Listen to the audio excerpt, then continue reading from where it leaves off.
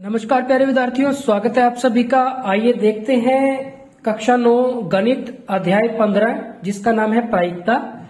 इसकी प्रश्नावली 15.1 प्रश्न संख्या 6 और प्रश्न संख्या 6 में कहा गया है कि अध्याय 14 की सारणी 14.7 लीजिए। तो एक सारणी है अध्याय 14 की 14.7। तो पहले हमें उसको पढ़ना पड़ेगा कि उस सारणी में क्या दिया हो। तो हम चलते हैं अध्याय 14 में सारणी 14.7 पर। तो ये हमारे पास अध्याय 14 में सारणी 14.7 है।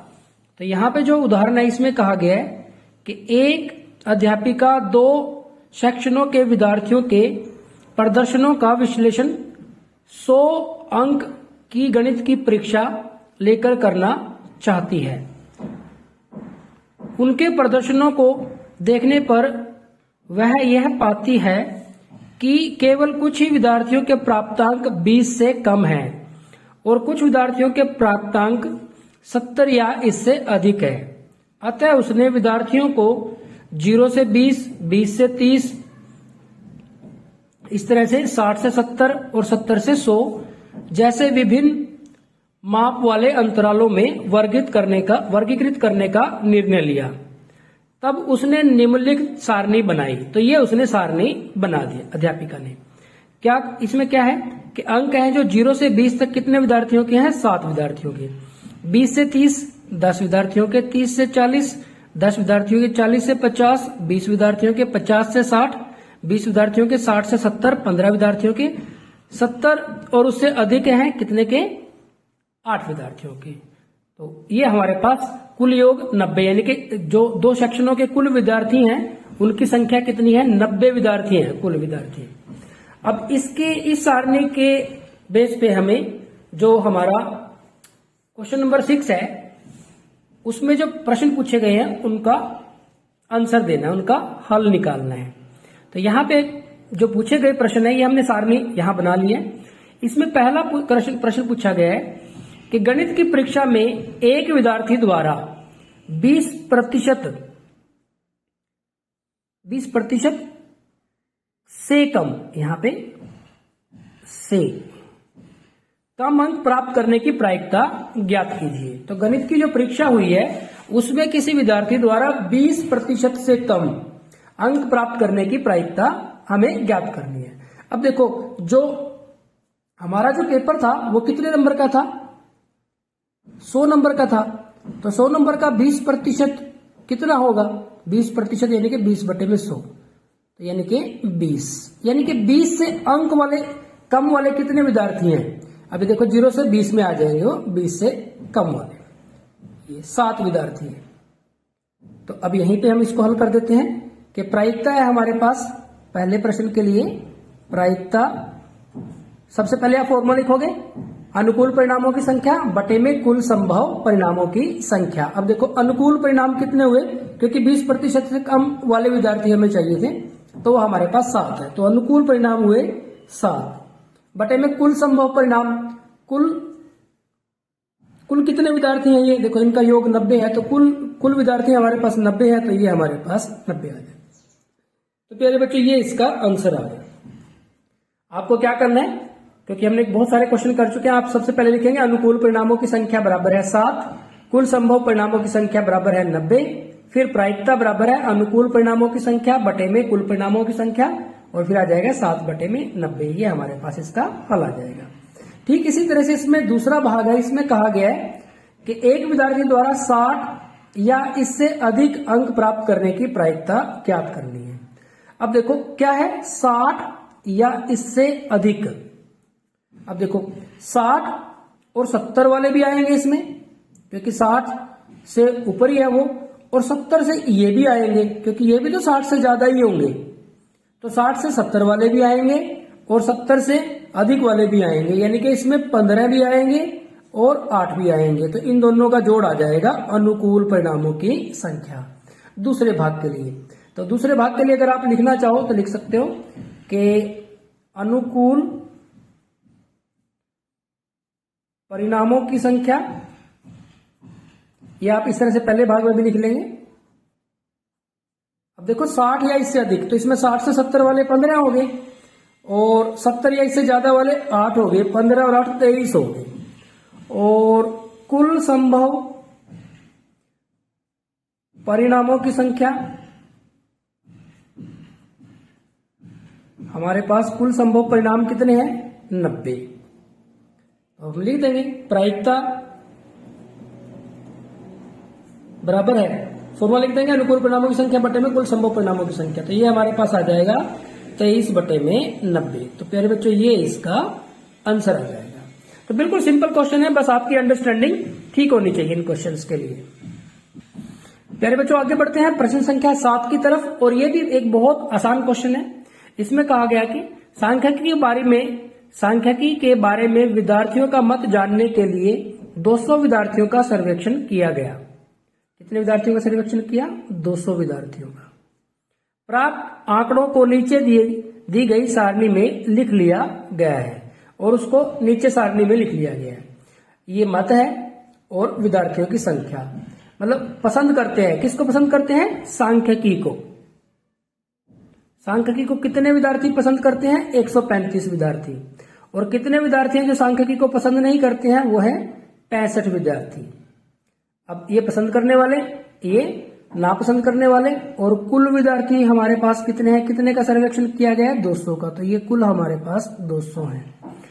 प्रायिकता ज्ञात कीजिए, यादृच्छा चुना गया विद्यार्थी सांख्यिकी पसंद करने वाला हो। अब देखो पहले भाग में क्या कहा गया कि सांख्यिकी को वो पसंद करने वाला हो। अब सांख्यिकी को पसंद करने वाला यानी कि अनुकूल परिणाम, तो यहां पे हम लिख देंगे क्योंकि हमारे पास स्पेस काफी है। अब की बार हम इसको चलो पूरा कर लेते हैं कि पहले भाग के लिए अनुकूल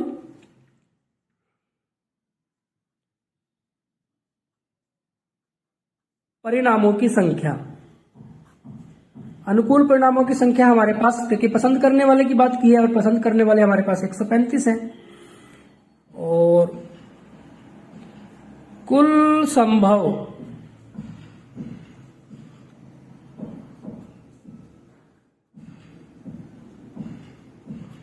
परिणामों की संख्या, ये हमारे पास कितने हैं कुल संभव परिणाम? 200।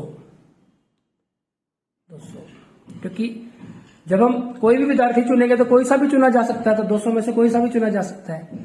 अब यहाँ पे पहले भाग के लिए जो प्रायिकता होगी, या पूरा लिखना चाहो तो पूरा लिख सकते हो। कैसे? कि चुने गए विद्यार्थी का सांख्यिकी पसंद करने वाला होने की प्रायिकता बराबर है, या फिर सिंपल आप प्रायिकता लिख दें, क्योंकि ये हमने अनुकूल परिणाम और कुल संभव परिणाम पसंद करने वाले के लिए लिखे हैं। तो ये हमारे पास हो गया अनुकूल परिणामों की संख्या, अनुकूल परिणामों की संख्या बटे में कुल संभव परिणामों की संख्या।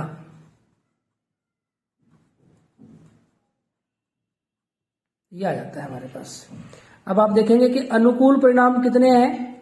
अनुकूल परिणाम है 135 और कुल संभव परिणाम है 200। तो आप इसको ऐसे कर सकते हैं, 5 पे कैंसिल कर दें, 5 दूनी 10, 3 रह गए, 5 सत्ते 35 और 5 चौके 20 और ये 0। तो ये आ गया 27 बटे में 40। तो प्यारे बच्चों ये हमारे पास इसका आंसर आ जाता है। तो ये हो गया इसका पहला भाग। ठीक इसी तरह से अगर हम इसके दूसरे भाग की बात करें, दूसरे भाग में सांख्यिकी पसंद नहीं करते हैं उसकी प्रायिकता, कोई विद्यार्थी चुना गया जो सांख्यिकी को पसंद नहीं करता, तो कितने हैं जो पसंद नहीं करते हैं? 65। तो कोई सा भी चुना जा सकता है। तो इस केस के लिए अनुकूल परिणामों की संख्या, अनुकूल परिणामों की संख्या यहां पे होगी हमारे पास 65, क्योंकि 65 पसंद नहीं करते हैं। और कुल संभव परिणामों की संख्या ये हमारे पास है 200 ही है, 200 में से चुनना है। तो प्रायिकता बराबर है, आप फॉर्मूला लिख देंगे, अनुकूल परिणामों की संख्या बटे में कुल संभव परिणामों की संख्या। तो ये आ गया हमारे पास 65 बटे में 200, 5 पे कैंसिल कर दिया तो यहाँ 13 आ गया और ये 40। तो ये हमारे पास आंसर आ गया 13 बटे में 40। तो ये हमारे पास हो गया दूसरा पार्ट। तो काफी इंटरेस्टिंग क्वेश्चन है, इंपॉर्टेंट क्वेश्चन भी है प्यारे बच्चों। आगे बढ़ते हैं क्वेश्चन नंबर 8 की तरफ। प्यारे बच्चों, प्रश्न संख्या 8 में कहा गया है कि प्रश्नावली 14.2 का प्रश्न 2 देखिए, इसकी अनुभवित प्रायिकता क्या होगी कि इंजीनियर, यानी कि पहले हमें प्रश्नावली 14.2 की प्रश्न संख्या 2 को देखना पड़ेगा। तो चलते हैं प्रश्नावली 14.2 की प्रश्न संख्या 2 पर। और प्रश्न संख्या 2 में हमारे पास दिया हुआ है कि 40 इंजीनियरों की उनके आवास से कार्यस्थल की दूरी, यानी कि जहां पे वो रहते हैं और जहां पे काम करते हैं उनके बीच की दूरी किलोमीटर में दी हुई है। कितने इंजीनियर की? 40। ये दूरी दे रखी है कि एक पहले इंजीनियर की जो दूरी है घर की और जहां पे वो काम करते हैं उसके बीच की दूरी 5 किलोमीटर है, एक की 3 किलोमीटर है, एक की 10 किलोमीटर, 20 किलोमीटर। इस तरह से ये 40 इंजीनियरों की उनके घर और जहां पे वो काम करते हैं उनके बीच की दूरी दी हुई है। इसके बेस पे हमें प्रश्न संख्या 8 में जो प्रश्न पूछे गए हैं उनको हल करना है। तो हम प्रश्न संख्या 8 ले लेते हैं। तो ये हमने जो दूरी है वो यहां पे लिख दी है। तो ये ले ली हमने जो दूरी है, ये हमारा जो प्रश्न संख्या 2 था वो हमने यहां पे लिख दिया। ये हमें यही चाहिए था, इतना ही। अब इसमें पूछा गया है कि प्रायिकता हमें ज्ञात करनी है कि अपने कार्यस्थल से 7 किलोमीटर से कम दूरी पर रहती है, यानी कि जो इंजीनियर है वो अपने कार्यस्थल से 7 किलोमीटर से कम दूरी पे, 7 किलोमीटर से कम दूरी। अब इसमें से देखो हमें ये तो पता है कि कुल ये 40 है, तो 7 किलोमीटर से कम वाले इसमें ढूंढने हैं। अब देखो ये 5 किलोमीटर है तो 1, 2, 7 किलोमीटर से ज्यादा हो गया, हमें चाहिए 7 किलोमीटर से कम। 2, ये 7 किलोमीटर है, हमें चाहिए 7 किलोमीटर से कम। 12, 31 ये भी नहीं है, तो यहां पे हम चलेंगे तो ये हमारे पास 7 किलोमीटर से कम, ये भी 7 किलोमीटर है। तो इसके बाद ये आ जाएगा 7 किलोमीटर से कम, 7 किलोमीटर से कम ये भी आ जाएगा, 3 आ जाएगा, फिर 2 आ जाएगा, 6 आ जाएगा और ये 6 आ जाएगा। अब आप देखो 1, 2 और ये 3, 4, 5, 6, 7, 8, 9 ऐसे इंजीनियर हैं जिनके आवास यानी कि उनके घर से जहां पे वो काम करते हैं उसकी दूरी 7 किलोमीटर से कम है। यानी कि जो अनुकूल परिणाम है कितने हो गए? 7, और कुल परिणाम, कुल कितने इंजीनियर थे? 40 थे, तो कुल परिणाम हो गए 40। तो पहले वाले के लिए आप लिख लेंगे अनुकूल परिणामों की संख्या बराबर है 1, 2, 3, 4, 5, 6, 7, 8, 9 और कुल संभव परिणाम 40। तो पहले वाले भाग के लिए हमारे पास जो प्रायिकता है वो हो जाएगी अनुकूल परिणामों की संख्या 9 और कुल संभव परिणामों की संख्या 40। तो 9 बटे में 40। तो ये हमारे पास इसकी प्रायिकता आ जाएगी। तो ये हो गया हमारे पास पहला भाग, इसका आंसर आ गया। तो कि अब आपकी इतनी अंडरस्टैंडिंग हो गई है कि आप लिख सकते हो कि अनुकूल परिणामों की संख्या बराबर है 9, कुल संभव परिणामों की संख्या बराबर है 40, प्रायिकता बराबर है अनुकूल परिणामों की संख्या बटे में कुल संभव परिणामों की संख्या, और वो आ जाएगा 9 बटे में 40। अपने कार्यस्थल से 7 किलोमीटर या इससे अधिक दूरी पर रहते हैं। अब देखो जब ये 7 किलोमीटर से कम वाले हैं तो दूसरी साइड में कौन से बचे? 7 किलोमीटर या इससे ज्यादा वाले। तो 40 में से 9 चले जाएंगे तो बाकी के जो बच गए वो आ जाएंगे हमारे पास, तो वो 31 है। फिर भी देख लेते हैं, आप चाहो तो इसको काउंट कर सकते हो। देखो 7 अब की बार कौन से चाहिए?